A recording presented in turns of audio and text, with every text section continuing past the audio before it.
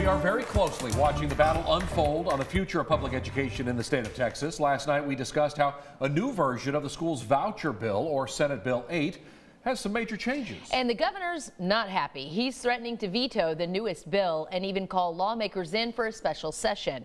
Governor Abbott has been pushing lawmakers to open educational savings accounts for parents so they can send their student to a private school of their choosing.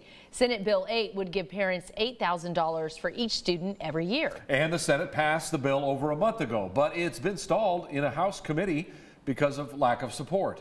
The committee rolled back eligibility for only students who attend F-rated schools or those with disabilities, but Abbott wants to restore the original version that the Senate did pass.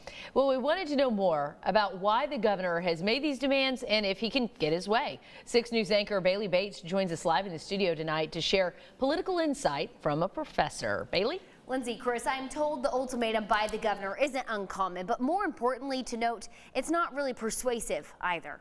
In a move to get lawmakers to listen to him, Governor Greg Abbott is signaling a special session to handle one of his top legislative priorities. It doesn't look like at this point he's going to be successful. SMU political science professor Cal Jillson says Abbott has been struggling to get the support he needs for school vouchers. We must get kids back to the basics of learning, and we must empower parents if we are going to be successful in education. The governor has been touting parents that they'll have more control over where their kids go to school and what the kids are taught in school. But that doesn't mean that this is educational reform going to lead to better outcomes in public schools. So there's a lot of politics here. Maybe there's a little bit of educational reform as well. School choice has lawmakers in the lower chamber divided and has brought changes to Senate Bill 8, which the governor can't get behind. The governor can threaten them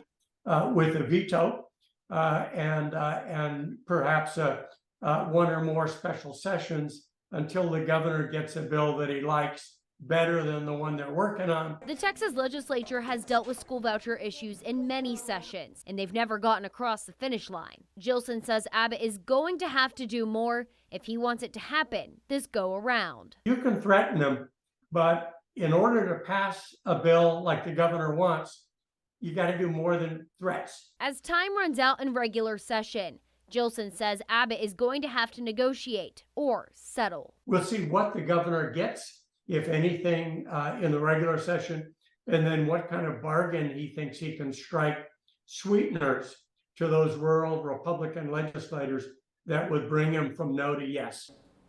Now, Governor Abbott is the only one who can call a special session, and if it does happen, Jillson says it will cost about $1 million of taxpayers' money.